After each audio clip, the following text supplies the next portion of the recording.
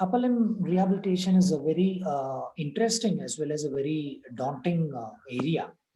Basically, because it's interesting because there is so much more to do in that, and we understand very little about it. So there is a lot of scope for us to further improvise on. So that keeps it interesting.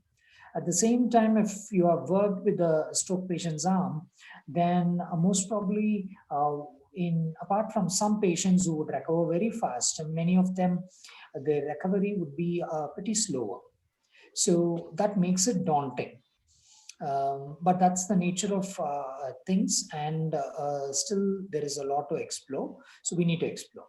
So whenever we think about stroke rehabilitation and upper limb treatment, predominantly the treatments of yesteryears, as you would have been taught, was based on a model called as reflex model, where you would have heard about treatments like tapping, like facilitation, brushing, icing, and things like that.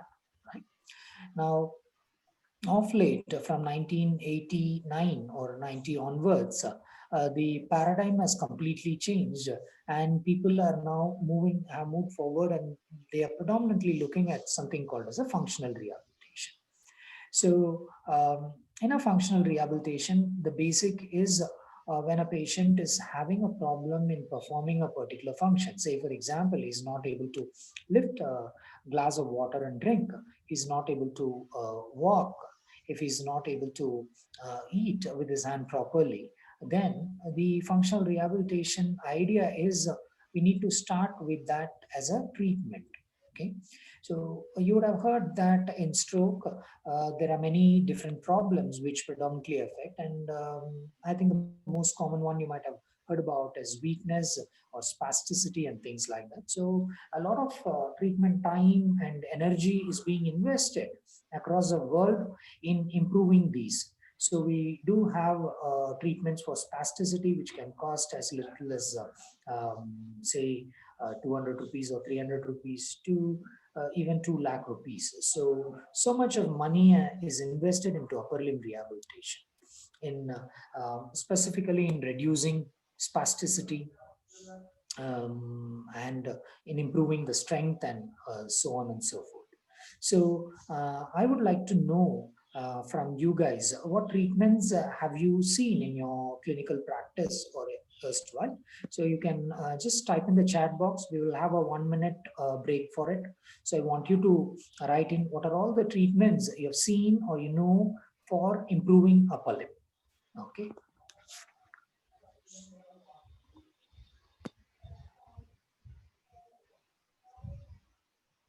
It's okay if you're making it and saying things wrong. It's okay. Just feel free to just type in the chat box.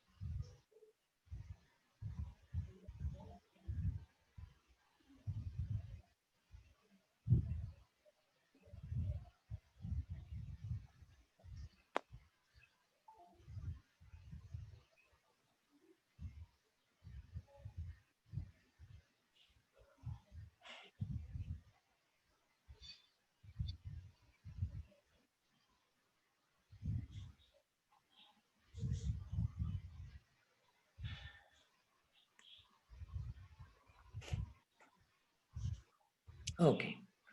What I see predominantly is many of you have written about task-specific exercises and functional task training, repetitive task training. So just fine with that thing, because that forms the basis of environmental enrichment. Yeah. Thank you for those who have typed in your what you think is right, or what you feel is being given to upper limb rehabilitation. Now, um, Prakash, next slide, please. Yeah. So, in order to give task-specific training and to provide additional environmental enrichment, we need to slightly understand why is movement produced by the brain, and then what we are going to look into is role of facilitative or enriched environment in upper extremity movement reduction. And lastly, we are going to address a question of can we redesign the current environment to an enriched environment. Okay. All right. So first, let's look into general understanding about how the movement is being produced by the brain. Then we'll go on to what is enriched environment and how can we redesign it. Okay. Yeah. Next slide, please.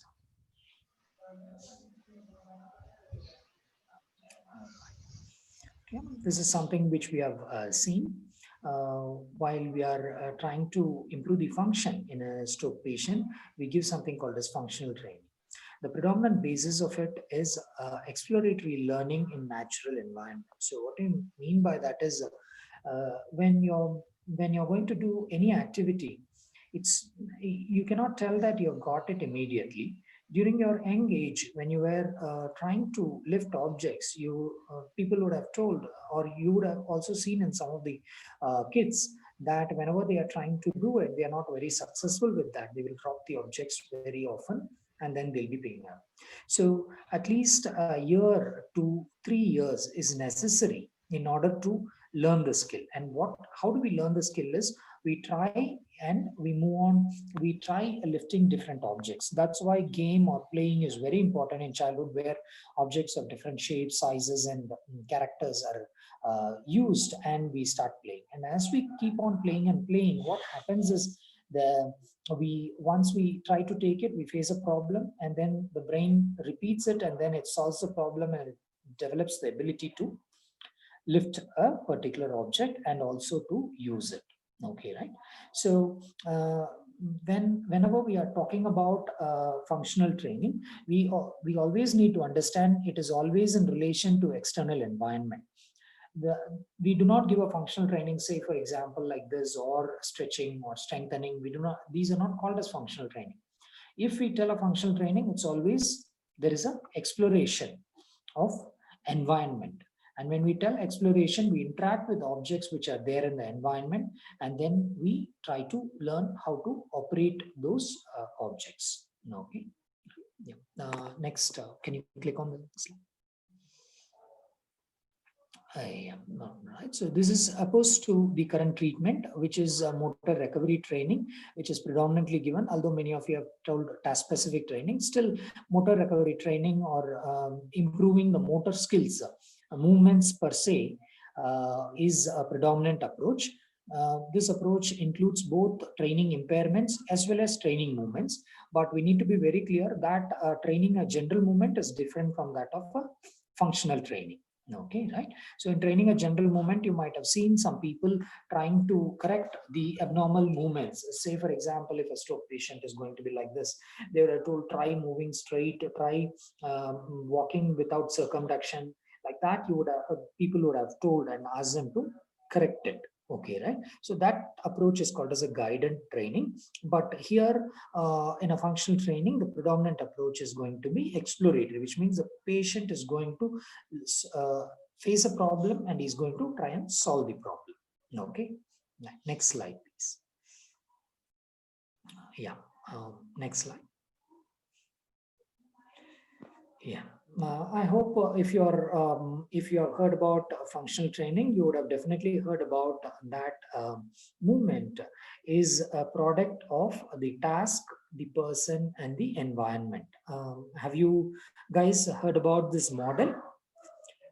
Can anyone just open your mic and just tell me that whether you've heard about this particular thing where movement is produced by interaction between task, person, and environment? Yes, sir. We have learned this in our motor learning. Okay, right. Can anyone just throw a few idea or just tell me what it is?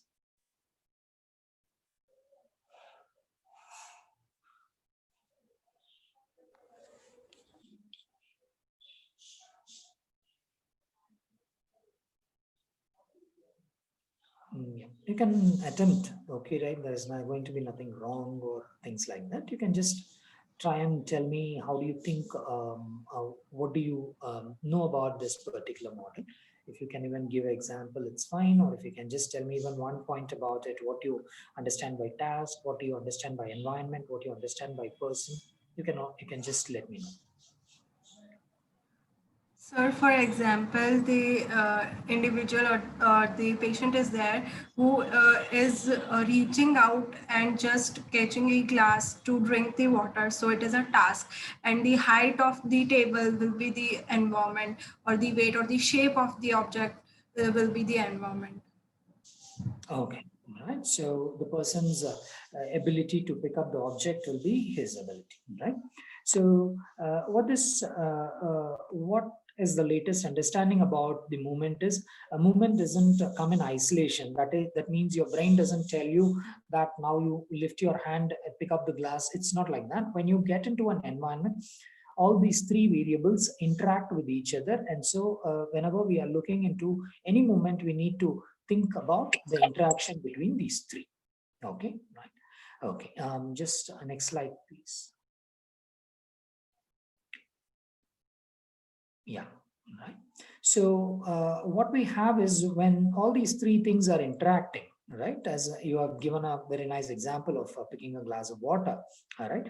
When the appropriate height is there, when the person is having appropriate ability and is trying to drink water, what comes out is called as a synergy. Okay, so what do we mean by synergy is interaction between multiple components of the body system. For example, a simple synergy could be the muscles of the shoulder, the muscles of the elbow, and the muscles of the wrist. They could together work while you are trying to lift a glass of water. That is an example of a synergy. On a rather complex scale, a synergy could also be interaction between the joint torques or the speed in which a particular joint is moving. When one joint is moving in a particular speed, the other joint will have to move at a compensatory speed. Okay, right? Otherwise, they will either overshoot or undershoot. Okay? So there is going to be a synergy between multiple forces which act within the body. But the ultimate goal of these all these variables is going to be stabilization of an important variable called a performance variable, right? Now, when you're going to lift a glass of water, the performance variable is going to be the ability to lift that particular glass of water from the ground. Okay, right? So if you succeed in lifting the glass from the table, right, then that is an important variable. Any muscle activity or any other joint forces which prevent that from happening or which overshoot it will not be tolerated. Okay, for example, if I'm going to lift a glass of water, let's take for example, I just switch on right, so I hope you will be able to see this. Okay, right. So if I'm going to lift this, all right, I need to give the right force and I need to lift it, right? If I'm producing a lesser force, right, then although I'm just trying to lift, it might not come. Okay, right, clear. If I'm taking too much force, then it might just go up and the water might spill out.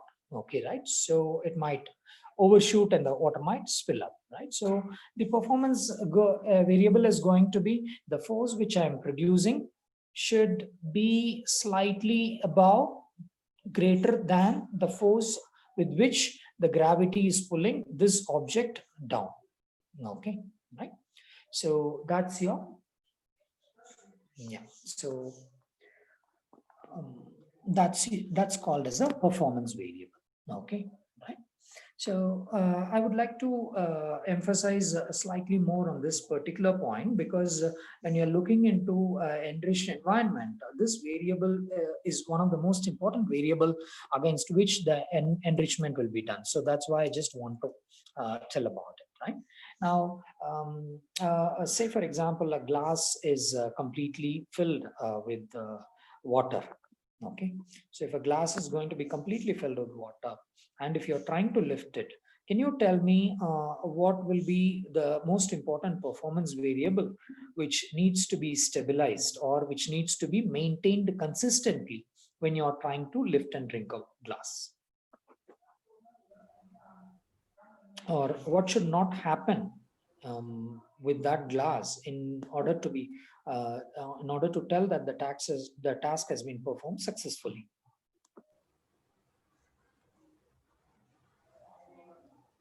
Can anyone answer me? So spilling of So, water. Yeah.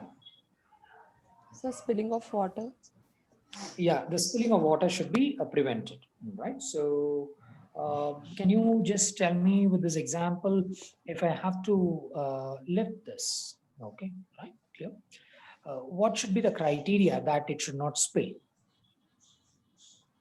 sir, the amount of the force through which the object needs to be lifted. That, yeah, that is necessary for lifting of the object. But my question is, the water should not spill, okay, right? So what is the criteria? When will the water spill? If it's filled to the rim and if I'm lifting, right? If it should not spill, then what should be, how should I produce a force from my arm? Yeah. Sir, grip or the hold should be maintained. Okay. Can anyone be more specific than this? Sir, overshooting or undershooting should be prevented. No, that's spilling by lifting like this. Okay, right? That we have spoken already. But my question is on that when you're taking, it should not tilt, right?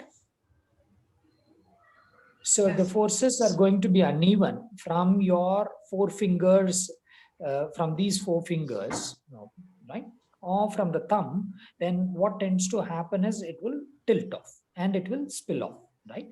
So in addition to be able to have a force which is greater than that which is exerted by the gravity on this, you also need to see to that the forces are balanced between this set of four fingers and this, and it doesn't tilt in this way or that way. Okay, right? Clear? So that's called as a performance variable. Okay, right? So do you understand the concept of performance variable?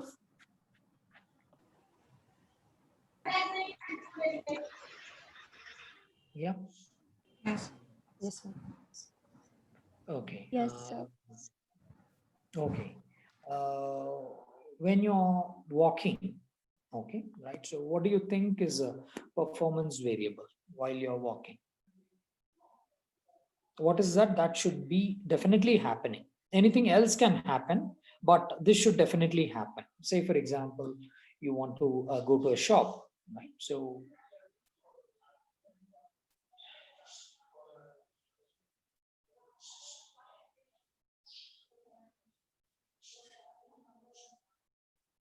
yeah. When you're walking, the goal is to move from point A to point B. So you need to be reaching into it. Okay, right? So reaching means you need to be capable of generating a force consistently so that you're starting from point A and you're reaching to point B. It's a general idea of what's a performance variable. We will have specific variables according to the task. Okay, we will see that. Next slide, please.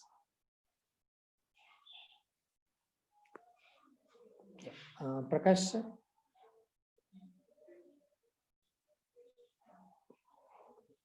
Yeah, right. So here is again the example.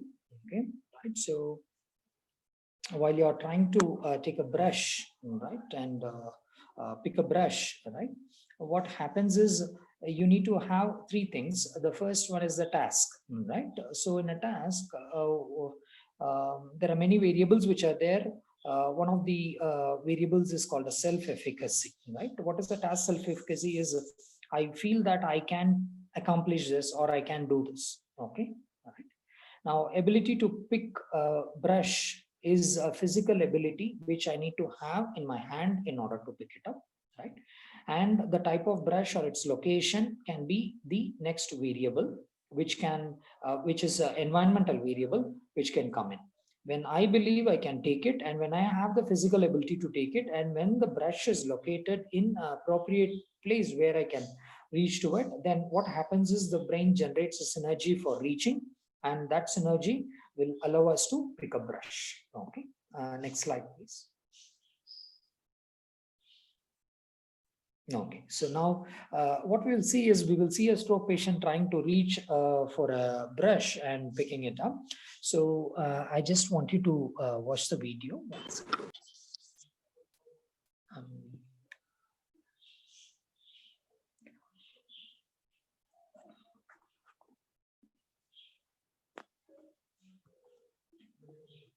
Okay, right. Sorry. Are you able to see this video? Yeah. Are you able to see Yes, this? Yes, Yeah. sir. Yes, sir. Okay. Now this patient is trying to pick up a brush. Okay, right? So what's happening? Can anyone explain what's happening when he's trying to pick a brush?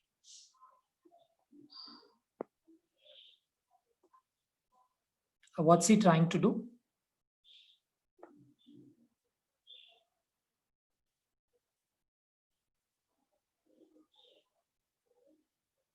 What's he trying? How is he trying?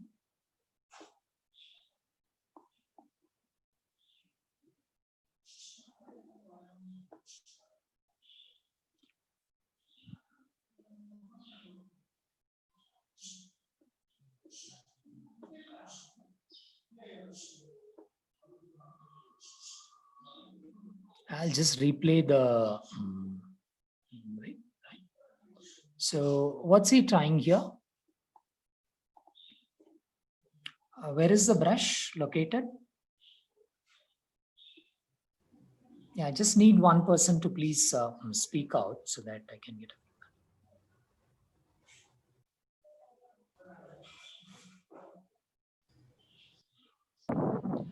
Sir, he's trying to reach at that height. For that, he is doing compensatory movements like elevation of shoulder. Still, he is Okay. unable to do so. So he is using his another hand, that is normal hand, to grip the affected hand to reach there, and making that hand to hold the brush. Right. Okay. Right. So here you can see that the first attempt, what is he going to do? I'm just telling him to reach and pick it up. He's trying now. He's not using the other hand. Right. But right. So since he cannot use it, he's using the other hands. Right. So what would you comment on his self-efficacy or his thinking about his ability to reach for that object?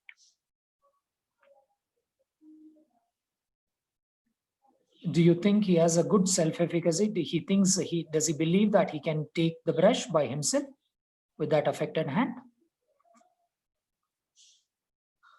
Yes or no?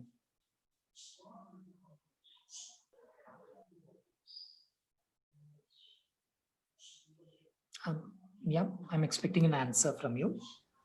Okay, right. So No. no, right? So his self-efficacy is not there. First time when I asked to lift, he tried it. Since it did not come, so he thinks he cannot do it, right? So the task variable you see here is one of the variable is he thinks the task is too difficult. Okay, right? So that's called as task self-efficacy. The second one is, do you think he has a physical ability to pick the brush?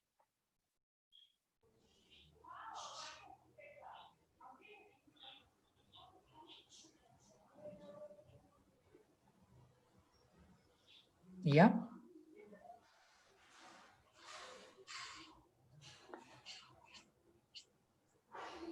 Do you think he has a physical ability to pick up the brush?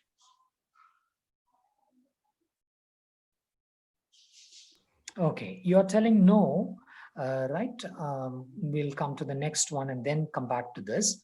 Do you think the environment is helping him in order to make it easy for him to do it? No, sir. No, sir. No. No, Right. sir. Okay, right. So is the problem with his mindset about that he cannot lift it, or is it about the environment, or it is about his physical ability? Where do you think the problem is? The environment. Okay. Sir, I think both means You think he all said, three? yes, sir.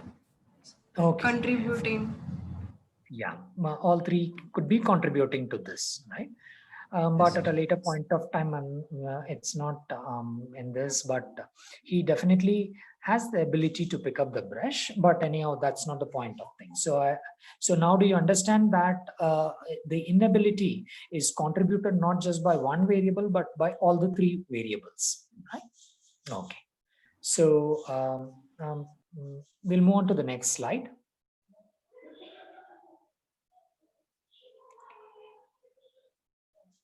All right.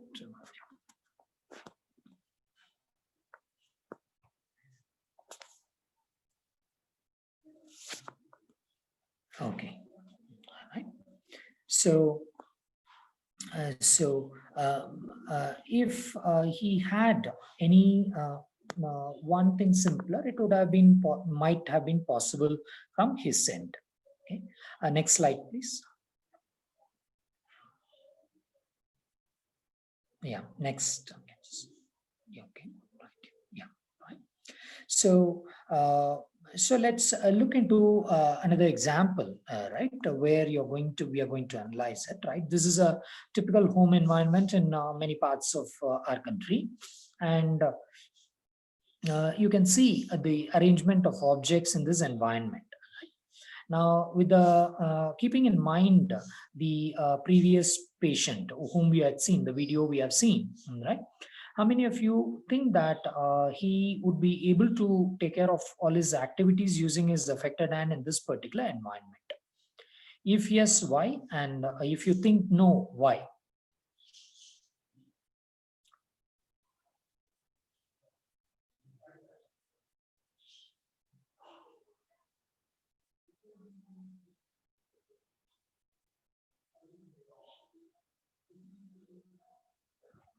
Yeah, I am expecting an answer. So if you can answer fast, it will be fine. With the previous patient in mind, do you think he would be able to accomplish his ideal with his upper limb or no?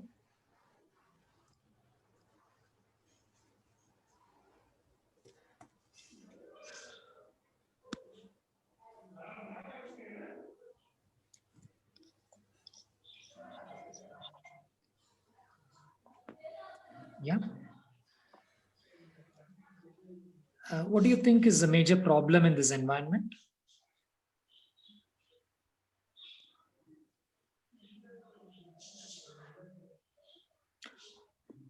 Um, Prakash, can you just?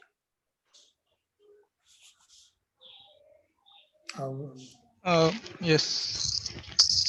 Okay, yeah. So the major problem with this environment is, if you have seen this, right?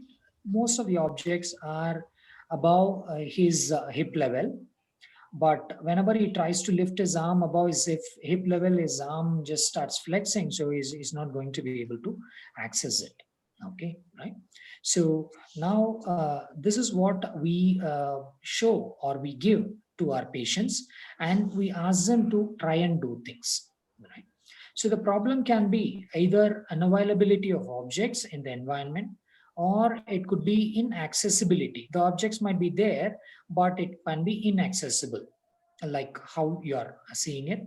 Or in a long term, the problem could be the patient loses the ability to use the object entirely, and even though it is available and it is accessible, he might not be able to use it.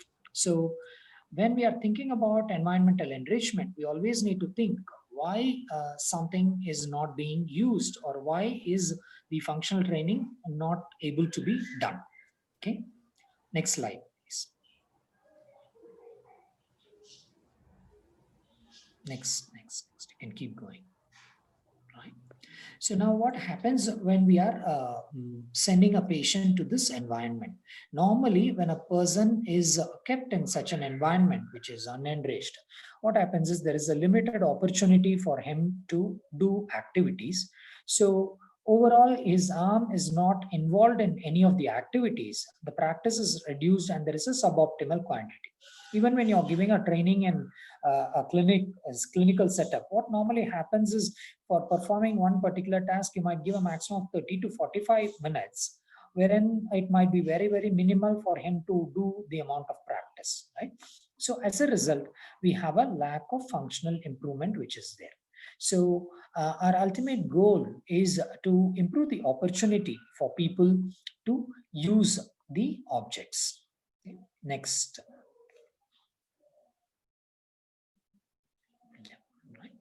So, so what we need to do is we need to identify what is the problem the person is having, and we need to try to correct it. Okay. Next slide, please. Yeah. So let's take an activity of drinking water. Okay, right. So for this activity, predominantly what we require is the person should have the ability to lift the glass to the mouth, right? And more importantly, the water should not spill. More often, whenever we ask a person to try and use a glass of water, what normally happens is whenever you try to lift it, you will see that the patient's arm tilts. Okay, right? So something like this. Whenever you ask him, he will just try and lift it and it will start tilting. Once it starts tilting, the water will all start spilling down and completely the water will fall off, and then he will not be able to drink, right? So, so the goal is the one which we need to first define before you start an enrichment. So a successful drinking, let's define it that we need to lift it without spilling the water. Next. Yeah. So when we are going to, once we have defined the goal, when we are going to go to enrichment, we go through several phases. First is we do something called as an access and interaction audit, where we make the person to do it in the environment. We observe what is preventing him or what is facilitating him from doing. And then what we do is we analyze the usability problem. What's a usability problem is whether he's able to lift it, whether he's able to reach for it, or what phase of reaching is affected in that. And then we set a performance variable and we target that particular performance variable and we try to improvise on that variable, right? So then what we develop is called as a prototype. Finally, once the prototype is developed, we do a field testing and we identify whether that object modification is successful or not. Okay. Yeah, next slide, please. Yeah, right. So in a access and interaction audit, what we do is we just ask a question whether the person is able to move towards the object, pick up the object, use the object. Okay. A problem for a stroke patient when they are trying to go and interact with the object can fall into any of these things. Okay. So with the goal in mind that the water should not spill, right, let us try and do something called as a traction audit. Okay, just a second.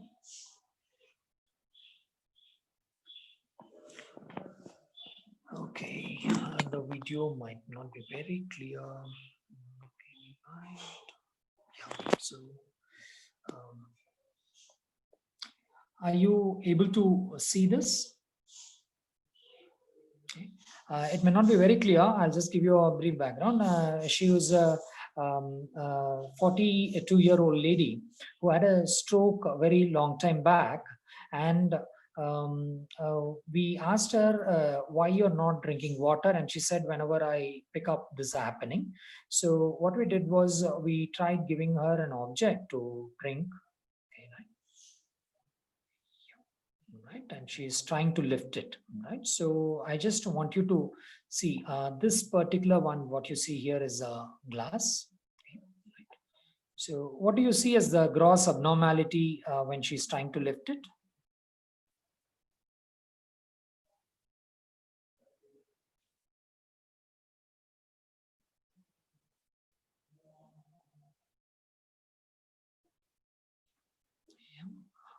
Can you observe the video? It's not very clear, but are you able to grasp it? I need feedback from one in the audience, please. Yes, sir. Okay. Right. So what do you think was the problem? Why is she not able to lift the glass of water? It's not a glass, it's a drinking. Why do you think, what are the problems do you think she is facing? You can also type in the chat box.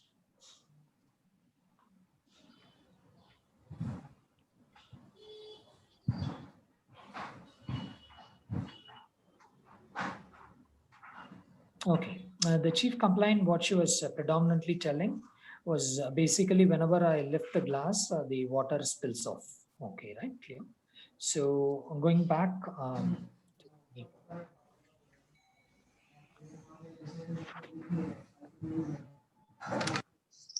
yeah, going back to it, right, we see that she had ability, she did have some problems, but she had an ability to move to object. She had an ability to pick up the object, right? But while using the object, she was spilling the water. Okay, next slide, please.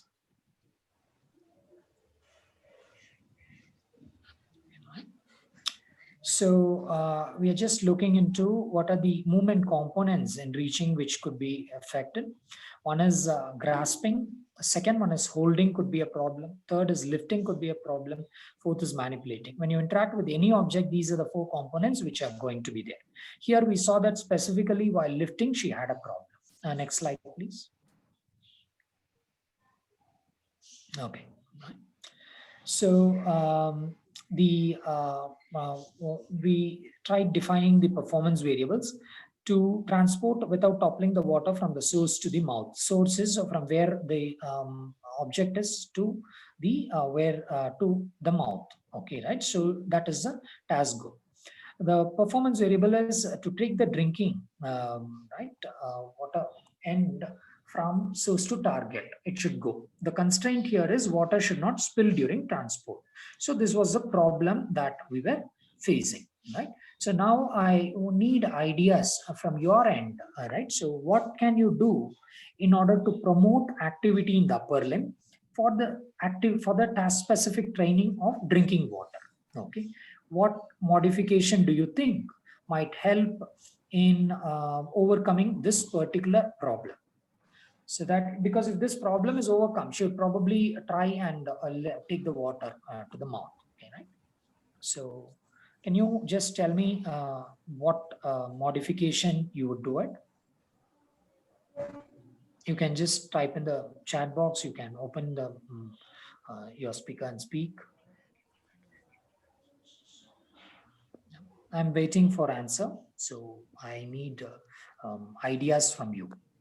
There's no written rule or book which will give you an idea. So you can just tell.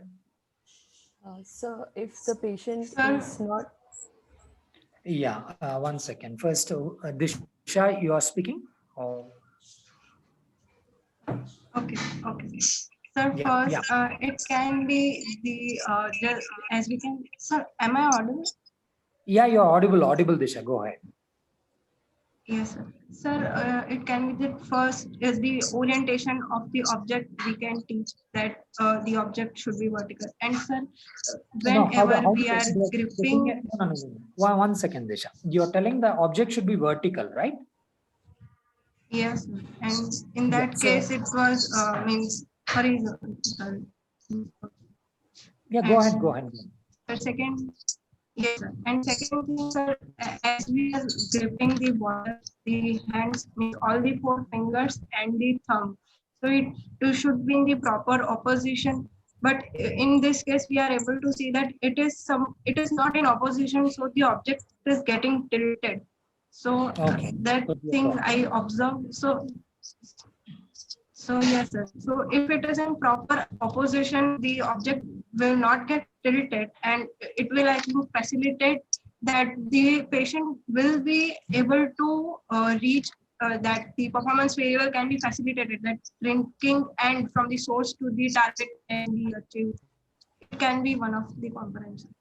Okay, so your predominant idea would be the object should be held vertical and the fingers are tilting, so they are not holding in the right position. So that needs to be corrected, right? Sir, I can also add one point, sir. Yeah. Sir. Who is it? Vidhi? Are you Can I? speaking? Yeah. Yeah, is it Disha or Vidhi? Because both your mics are open. I can't see. Vidhi will tell, sir. Okay, Vidhi. Yeah, tell me, please.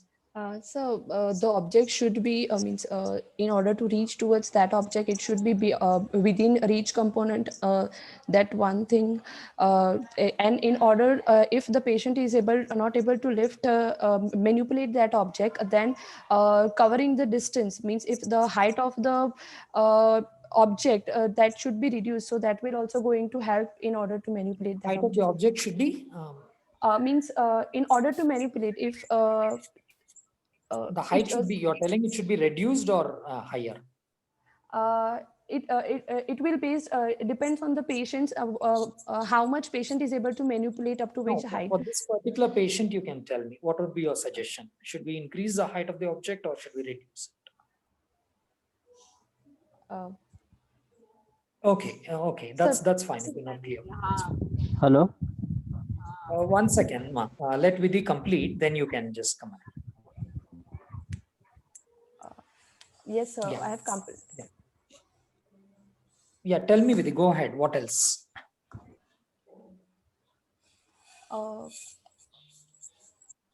Not particularly, sir, about height of object, but the height at which the object is going to be placed, that also we can manipulate or we can change. Manipulate. Yes, so that the patient is able to manipulate it easily. Okay. Okay, fine. Anyone else having any other idea? Yeah. Hello. Yeah, please go ahead. Sir, can we start with a vessel which is smaller in size and can be easily gripped? Okay, right. So that's a very interesting point that you brought out. So you're telling that the glass which they are holding might be very tough for them to hold. So maybe if we change the size of it, maybe it's easier, right? I Yes, think sir. Vidhi's answer was also in a similar line where you place the object in a higher position, so it's easy for them to take, right? Yeah. Any other suggestions?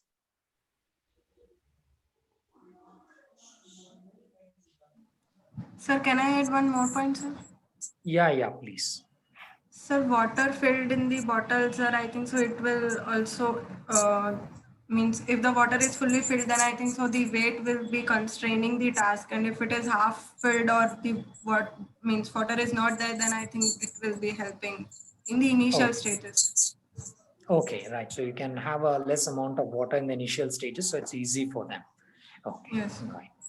Okay, fine. Anyone else would like to come in or?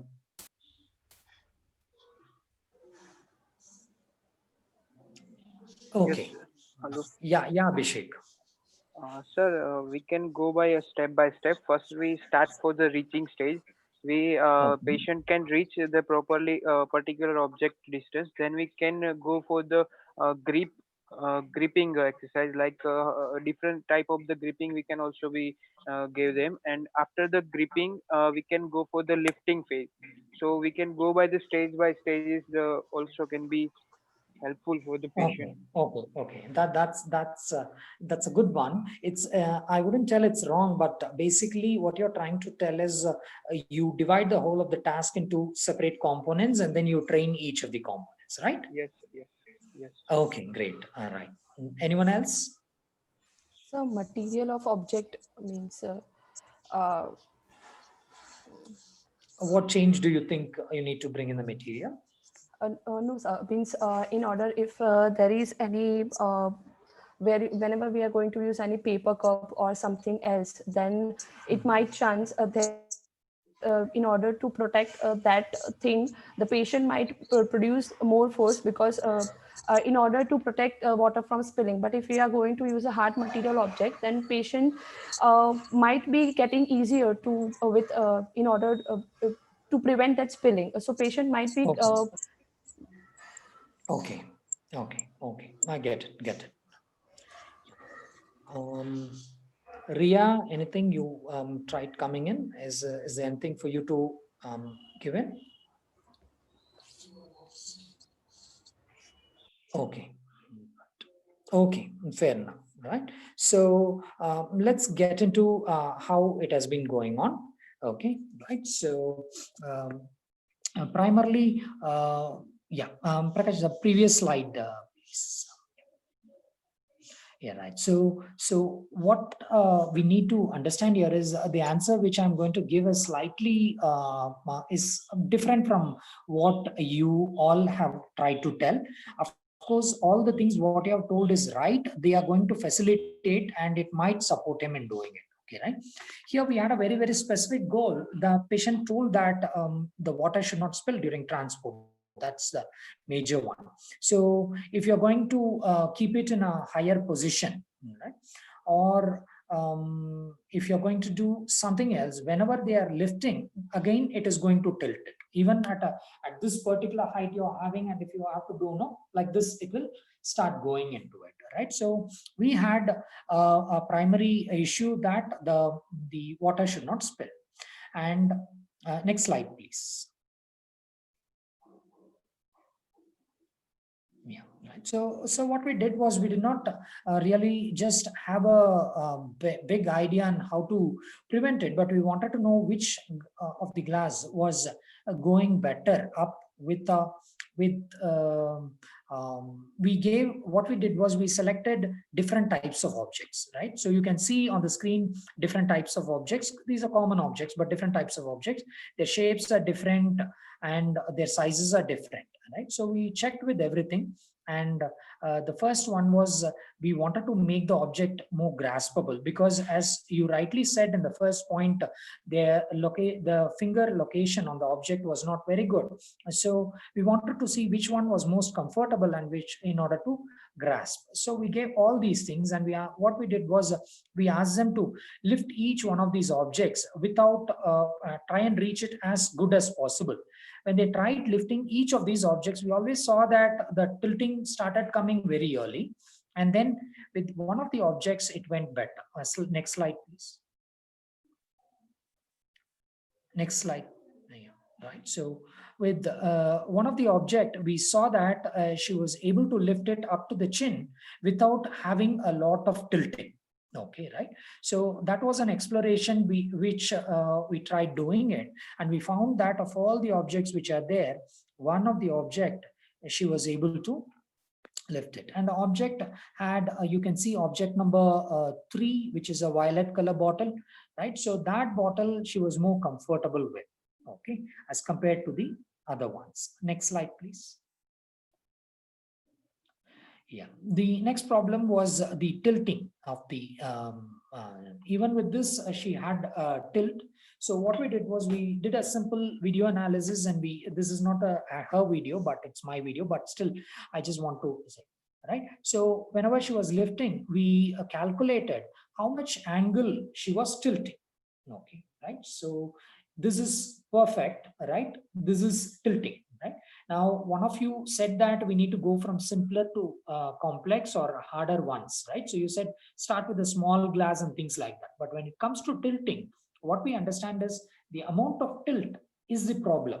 So from lifting like this to lifting like this, I'm sorry, from lifting like this to lifting like this is what we require, right? So what we actually want to improve during her functional training is she has to move from this position to this position.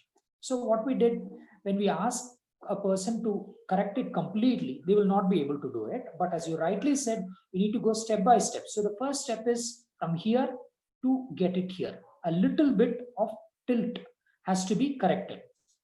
Whenever she does, when she corrects that little bit of tilt, right, then it will be fine. So how did we achieve that little bit of tilt? First, we calculated this. Next slide, please.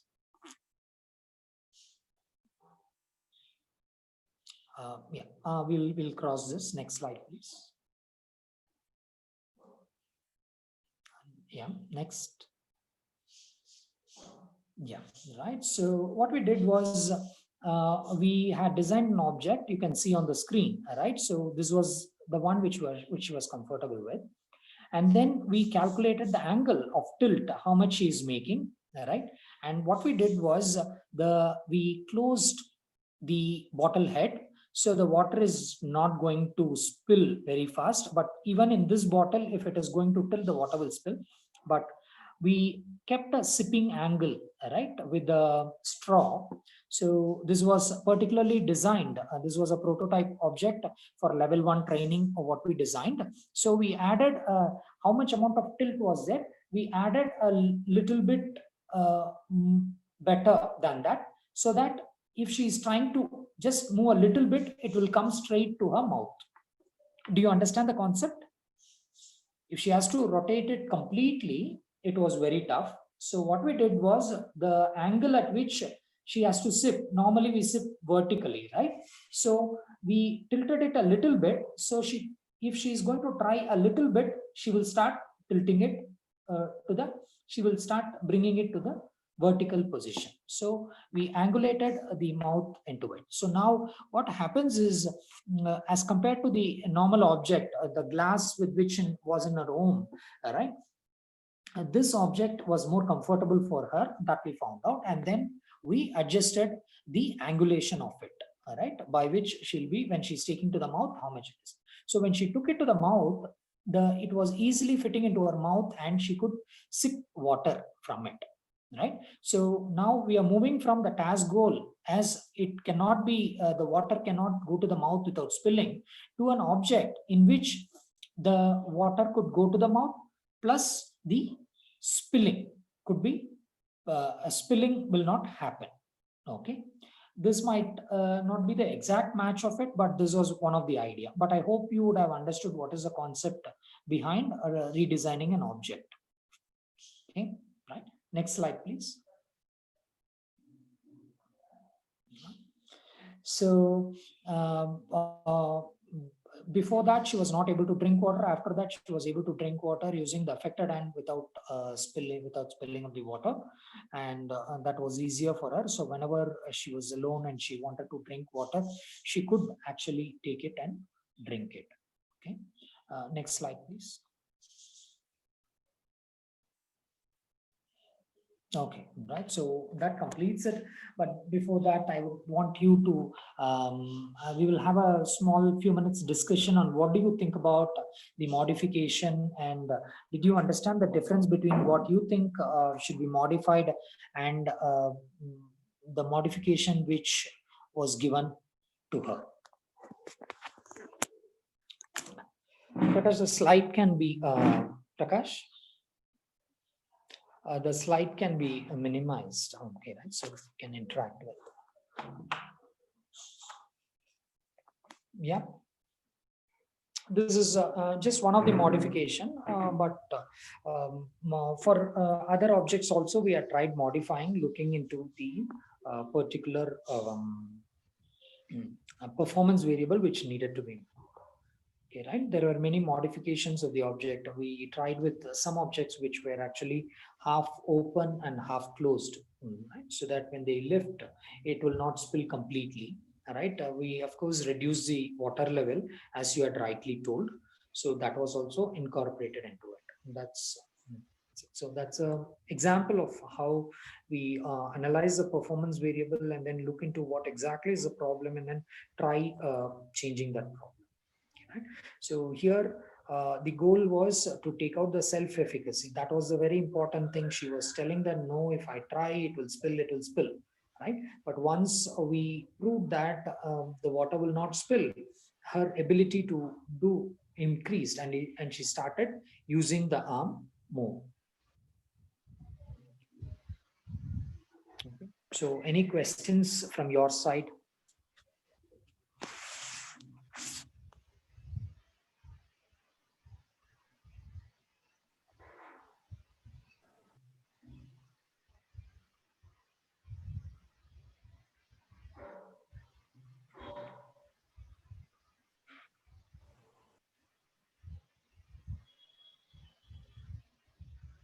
Any questions?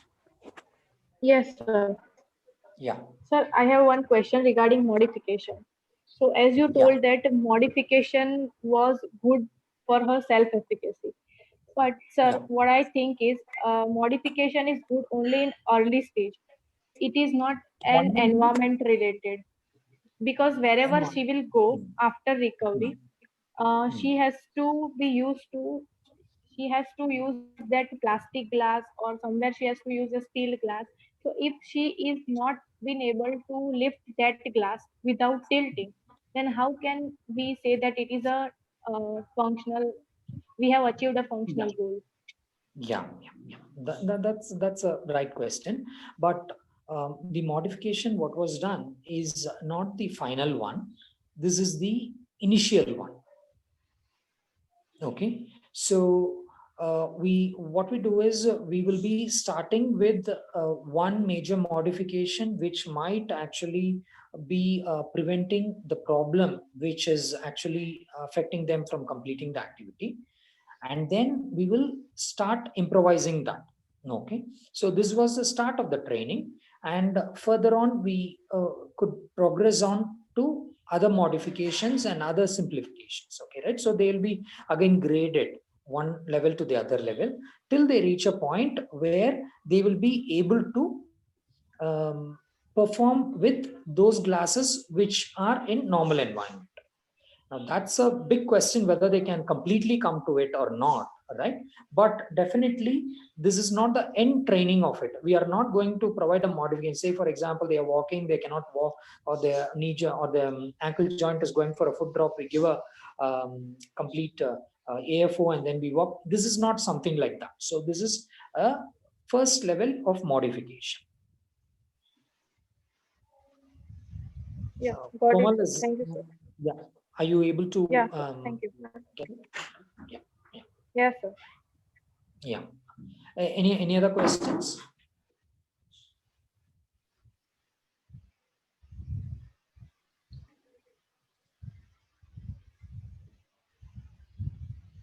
Okay. I do not. There are many other aspects of environmental enrichment for different kinds of objects, but just in order to explain it with an example, I had given one example.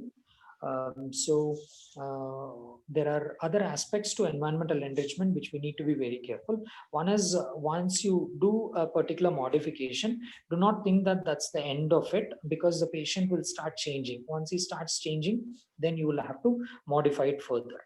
Also, it's not a very cheap option. You may need to when you need to design it, it might be very costly, but certain modifications are there which are very simple, and you can see that suddenly a big change is there in the patient, right? So it has both ends to it. So you need to really think whether the cost, what we are going to spend, the time, energy and effort we put into modification is actually going to help us in the future or not. That's another consideration which you will have to look into it. Okay. And I think within this short span of time, I was able to communicate the idea what we had.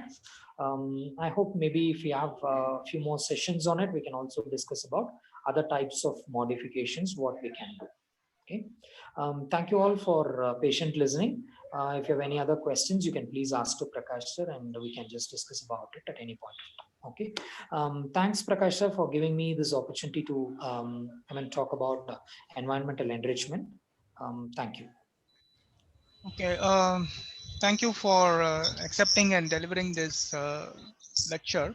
I just wanted to add a couple of points, if you just see if it makes sense. That's just from how I see it, and from their perspective also.